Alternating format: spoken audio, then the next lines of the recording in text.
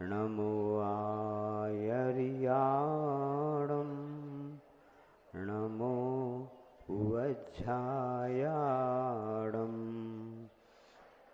नमो लोये सभ्यसाहूणं। डोंगरगढ़ के अस्यकारी चंद्र प्रभु भगवान की जय। गुरु नाम गुरु आचार्य ज्ञान सागर जी महाराज की जय। मूक माटी रचयिता आचार्य परमेष्ठी गुरुदेव की जय। पूज्य न्यायापक मुनि श्री समय सागर जी, योग सागर जी, नियम सागर जी, सुधा सागर जी, समता सागर जी व समाधिस्थ प्रशांत सागर जी महाराज की जय। मुनि श्री चंद्र प्रभु राम सागर जी महाराज की पूज्य निर्यापक समण प्रसाद सागर जी महामुनि राज की समस्त आचार्य संघ की प्रभु दर्शन फिर गुरु कृपा तदनुसार पुरुषार्थ दुर्लभ जग में तीन हैं मिले सार परमार्थ। आचार्य श्री की कलम से ये पंक्तियां सर्वोदय तीर्थ अमरकंटक सर्वोदय शतक में लिखी गई। कितने भावपूर्ण आचार्य महाराज जी ने अपनी पूरी साधना का पूरा उसमें निचोड़ भर दिया। प्रभु दर्शन, सबसे पहले प्रभु की दर्शन होना चाहिए, वह बहुत मुश्किल से मिलते हैं। दर्शनम देव देव दर्शनम पाप नाशनम। प्रभु के दर्शन जिसको मिल जाते हैं उसके करोड़ों भाव के पाप नष्ट हो जाते हैं। ये दर्शन पाठ में दर्शन पड़ा है। इसे प्रभु दर्शन फिर गुरु कृपा, उसके बाद में गुरु महाराज की कृपा होनी चाहिए, उनका आशीर्वाद होना चाहिए। ऐसे वीतराग जो कि सर्व का हित चाहते हैं और ज्ञान ध्यान तपो रखता जिसमें ऐसे लीन रहते हैं, ऐसे दिगंबर साधु गुरु महाराज होते हैं, आचार्य परमेष्ठी होते हैं, दिगंबर साधु होते हैं। वो कहलाती है गुरु कृपा, क्योंकि गुरु कृपा से ही हमारे सब काम होते रहते हैं। करते हैं मेरे गुरुवर मेरा नाम हो रहा है, और भजन पढ़ते रहते ना। एक कवि ने पंक्तियां लिखी हैं, जब तक मुझ पर है गुरु कृपा तो मुझको कोई डर नहीं। जब तक मुझ पर है गुरु कृपा तो मुझको डर कोई नहीं। जब गुरु कृपा ही नहीं रही तो जीने का मतलब क्या है। तो गुरु कृपा पहला प्रभु दर्शन, फिर गुरु कृपा तदनुसार पुरुषार्थ। और जैसे गुरु महाराज ने जिनवाणी माँ ने बताया है उसके अनुसार पुरुषार्थ करना, सम्यक पुरुषार्थ, जिसमें स्वयं का भी हेतु हो पर का भी हेतु हो। स्वयं के कल्याण की भावना के साथ साथ में पर के कल्याण की भावना भी उसमें निहित हो। तदनुसार पुरुषार्थ दुर्लभ जग में तीन ये मिले सार परमार्थ। ये तीनों चीज बहुत ही दुर्लभ है। दुर्लभ किसे कहते हैं?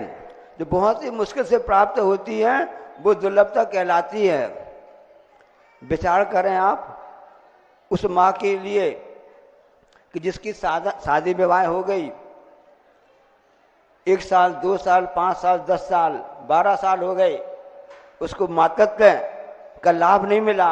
ऐसा अंतःकरण में चल रहा था कि उसको माँ बनने का बस ऐसा अवसर नहीं मिला, क्योंकि नारी की पूर्णता तो माँ बनने में है, ऐसा कहा जाता है। और 12-15 साल के बाद में उनका ऐसा पुण्य जागा, ऐसा लाभंता का शुभ सम बढ़ा कि उनके लिए संतान की प्राप्ति हो गई। तो कितनी मुश्किल से उसको संतान की प्राप्ति हुई, कितनी दुर्लभता से प्राप्त हुई, उस माँ के हृदय से पूछ सकते हो कि उसको कितनी दुर्लभ से प्राप्त हुई है। उससे भी कहीं दुर्लभता इन वस्तुओं में कि प्रभु दर्शन, गुरु कृपा और उसका प्रसाद होना कहलाता है। ये तीनों बहुत ही दुर्लभ हैं।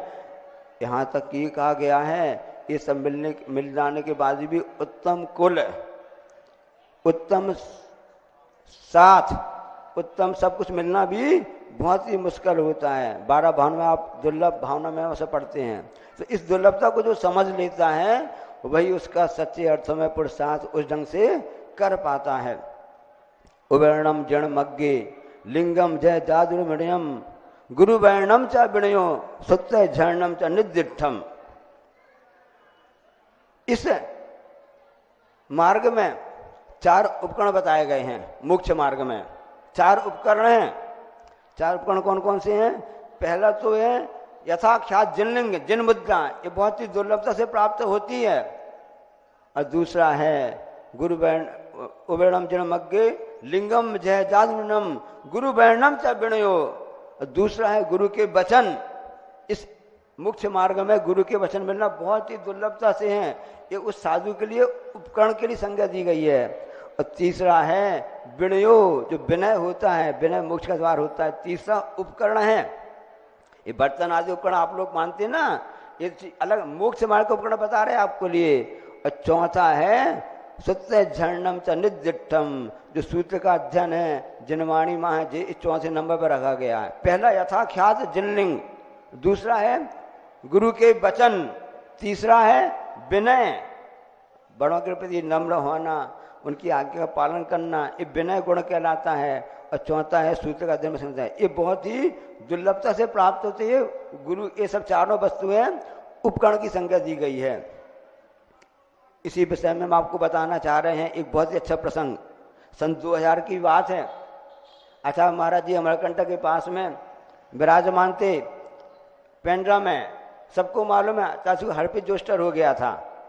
हड़पी जोस्टर होता है ना, फुंसी फुंसी हो जाती है, खूब दर्द होता है और खूब जलन होता है, उसमें पूरे एक के भाग में पूरा होता है। हड़पी जोस्टर कहलाता है।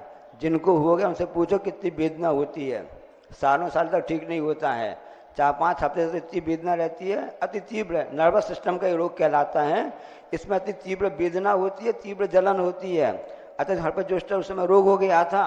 और उसी समय पर खबर आई कि पूज्य समाधिस्थ मुनि क्षमा सागर महाराज जी, उस समय महाराज जी वहाँ पर शायद पथरिया या आसपास कहीं विराजमान थे, सागरण से। और खबर आई कि महाराज जी के लिए तकलीफ हो गई है और उनको बोल दिया कि बहुत तकलीफ हो रही सीने में और ऐसा उनको अटैक वगैरह ऐसा आ गया है। अच्छा से इतनी विपत्ति, स्वयं इतने कष्ट में हैं, इसके बाद भी खबर सुनी। उस समय मोबाइल वगैरह चलते भी नहीं थे कि फोन से सब बात हो जाए, स्पर्श देख लें, सब कुछ कर लें। और 2-4 दिन बाद वहाँ से फिर पत्र आया, क्षमा सागर महाराज जी का पत्र आया। आचार्य महाराज जी के लिए नमोस्तु आया, सब कुछ आया, सब आया। आचार्य जी अपने सबसे महान चिकित्सक हैं। उन्होंने कहा कि लोग कह रहे थे कि महाराज जी के लिए हार्ट संबंधी, हृदय संबंधी कुछ तकलीफ हुई है, अटैक जिसको बोलते हैं ना, एंजाइना वगैरह जिसको बोलते हैं, ऐसे संबंधी लोगों के ना। पत्र किसने लिखा है? ये पत्र तो क्षमा सागर महाराज जी की राइटिंग है, उनकी लिखावट दिख रही है।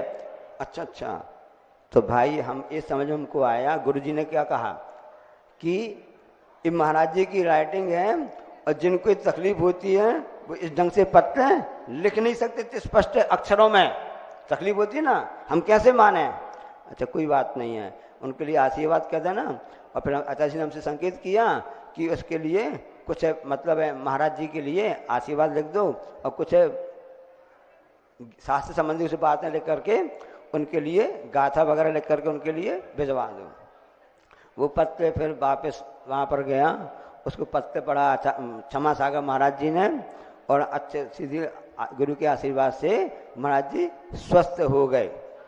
अब पुनः श्रावक वहाँ से आए, सायगंज कहाँ से, सायगढ़ है ना, सायपुर से, गणेशगंज, हाँ वहाँ के, हाँ वहाँ से जब श्रावक आए और उन्होंने कहा महाराज जी आपके आशीर्वाद से, आचार्य जी आपके आशीर्वाद से महाराज जी एकदम स्वस्थ हो गए हैं। आपने ऐसी कौन सी दवाई भेजी थी, आपने ऐसी कौन सी टेबलेट भेजी जिसको उपयोग करके क्षमा सागर महाराज जी स्वस्थ हो गए हैं?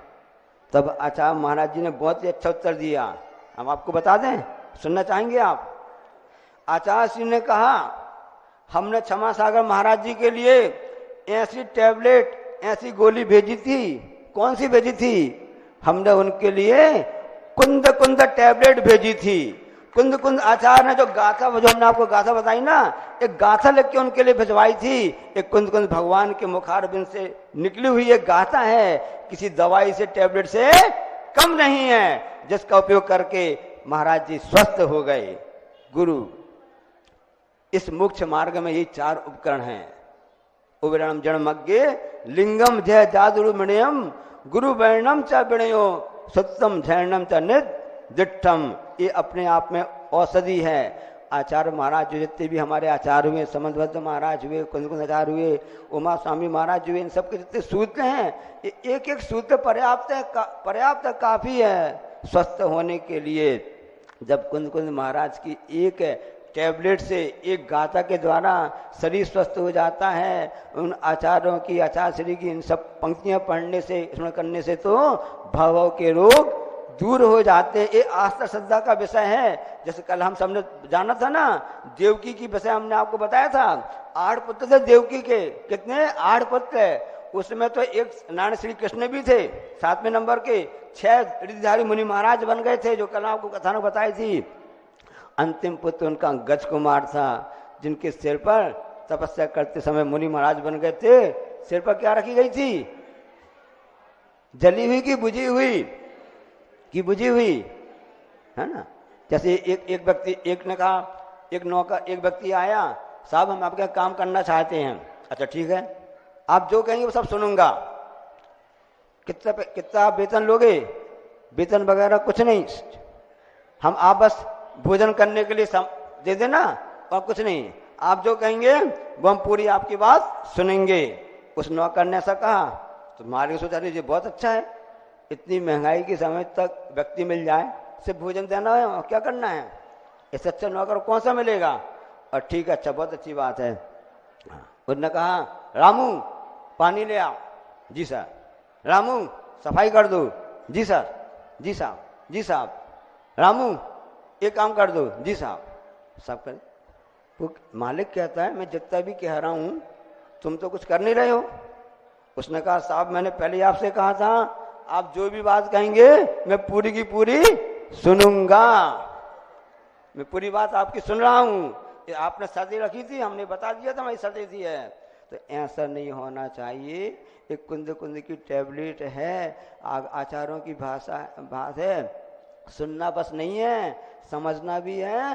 तदनुसार पुरुषार्थ, उसके जैसे हमको करना भी है। तो वैसा करने के लिए देवकी का अंतिम पुत्र जो गज कुमार थे, तुम क्या बता रहे थे? सिगड़ी, जो सिगड़ी रख तो गई थी, जली हुई की बुझी हुई, सिगड़ी बस से काम नहीं चलेगा। जलती हुई सिगड़ी उनके सिर पर रखी गई। धन्य है वे मुनिराज कि ऐसे घोर उपसर्ग सहन करते समय भी अपनी आत्मा का चिंतन करते रहे, पंच परमिष्टि का ध्यान करते रहे और अपनी आत्मा से सभी कर्मों को नष्ट करके उन्होंने उस भगवती पद को प्राप्त किया, उच्च स्वर को प्राप्त किया। जैसा आगम में लिखा, पढ़ लेना। तो ये तपस्या का परिणाम होता है, पुरुषार्थ होना चाहिए। इसलिए प्रभु दर्शन फिर गुरु कृपा, तदनुसार पुरुषार्थ। हमेशा हमारी सबकी दृष्टि परमार्थ की ओर होना चाहिए, क्योंकि परमार्थ की दृष्टि होने पर ही हमारा कल्याण हो सकता है। वो बुढ़िया, डुकरी बुढ़िया थी, झुक के चल रही थी, झुक के चल रही थी, क्योंकि बुढ़ापे में गर्दन भी झुक जाती है और कमर भी झुक जाती है। वो झुक के चल रही थी, देख आगे अपने हिसाब से बढ़ती जा रही थी। सामने मृत्यु आ गई। मृत्यु ने चैलेंज किया, बुढ़िया तुम मेरी दृष्टि से बच नहीं सकती हो, ये मत सोचना कि तुमने सिर झुका लिया हो, गर्दन झुका ली हो, मैं तुमको देख ना पाऊं। ऐसा नहीं हो सकता है। हाँ ऐसा नहीं हो सकता। ठीक है ठीक है। किसने कहा मैंने झुका लिया है? तो तुमने गर्दन क्यों झुका ली, कमर क्यों झुका ली? तो बुढ़िया ने उत्तर दिया कि मैं संसार से इतना सुख लेती रही, संसार ने इतनी कृपा की, पृथ्वी कायक, जल कायक, अग्नि कायक, वायु कायक, वनस्पति कायक, एक इंद्रिय जीव का हम पर बहुत उपकार है। यदि प्राण वायु तो कैसे आप करोगे, अग्नि होती कैसे आप जिंदा रहते, पृथ्वी वनस्पति होती हमको कैसे शुद्ध ऑक्सीजन कौन देता? इसी प्रकार से सभी जीवों का उपकार है, संसार भी हम उपकार है। हमने उनका कुछ उपकार माना नहीं, उनका सतासी मैंने उसको वापस नहीं किया। इस कारण से मुझे बहुत पश्चाताप हो रहा है, इस कारण से मेरी कमर झुक गई है। अच्छा, और गर्दन क्यों झुक गई है? मौत ने पूछा बुढ़िया से। तो बुढ़िया ने कहा कि मेरी गर्दन इसलिए झुक गई है कि मुझको बहुत ही पश्चाताप हो रहा है। जब मेरी जवानी थी, जब मैं सब कुछ करने को तैयार रहता था, सब करने तैयार रहती थी, सब कुछ था, ना रोग था ना कुछ पीड़ा थी, तब मैंने कोई परमार्थ का काम नहीं किया, पर उपकार नहीं किया, अच्छे कार्य नहीं किए, किसी के मन में अच्छा सोचा भी नहीं। इस कारण से मुझको बहुत ग्लानि हो रही है, इसलिए मैं ऐसी हो गई हूँ, मेरी कमर भी झुक गई है, मेरी गर्दन भी झुक गई है। उस मौत ने कहा कोई बात नहीं, तुमको अब समझ में तो बात आ गई है, चल अब मेरे साथ चल, अगले भाव में इस कमी को पूर्ति कर लेना। और वो मौत बुढ़िया को उठा करके ले गई।